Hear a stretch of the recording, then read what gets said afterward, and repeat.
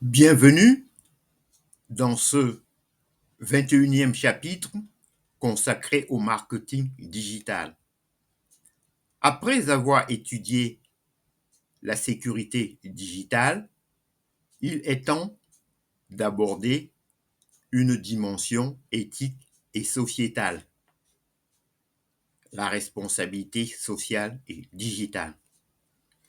Dans un monde hyper connecté, les entreprises ne sont plus jugées uniquement sur leurs produits ou services, mais aussi sur leur impact social, environnemental et culturel. La responsabilité sociale digitale consiste à utiliser les technologies et les pratiques numériques de manière responsable, durable et respectueuse. 1. Qu'est-ce que la responsabilité sociale digitale? En effet, la responsabilité sociale digitale RSD regroupe l'ensemble des engagements et pratiques visant à respecter la vie privée et les données des utilisateurs. Ensuite, promouvoir une utilisation éthique des technologies. En outre, réduire l'empreinte écologique numérique. Par ailleurs, favoriser l'inclusion et l'accessibilité digitale. Enfin, contribuer positivement à la société par des actions numériques responsables. Passons maintenant aux deux, les enjeux de la responsabilité sociale digitale. Les principaux enjeux incluent,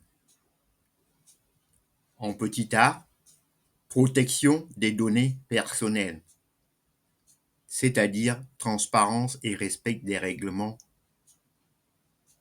RGPD, etc. Ensuite, durabilité environnementale, c'est-à-dire réduction de la consommation énergétique et des déchets électroniques. Par ailleurs, inclusion numérique, c'est-à-dire rendre les outils accessibles à tous, y compris au public fragile.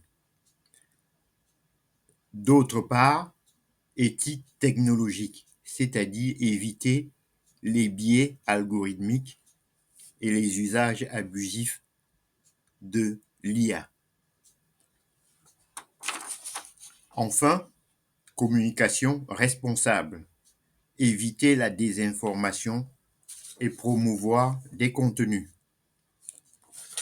Nous allons passer maintenant aux 3, les bénéfices de la responsabilité sociale digitale.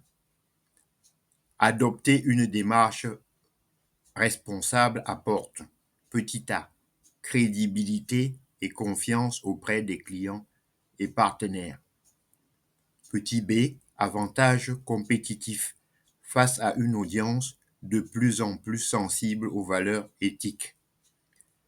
Petit c, meilleure relation client grâce à la transparence et au respect. Petit d, innovation durable qui s'inscrit dans une logique de long terme. Et enfin, réputation renforcée et protection contre les crises d'image. Voyons maintenant en 4 les bonnes pratiques de responsabilité sociale digitale. En effet, quelques actions concrètes sont 2 points. Mettre en place une politique de confidentialité claire et accessible. Ensuite, utiliser des serveurs et solutions énergétiquement responsables. En outre, développer des interfaces inclusives, c'est-à-dire accessibilité pour les personnes handicapées.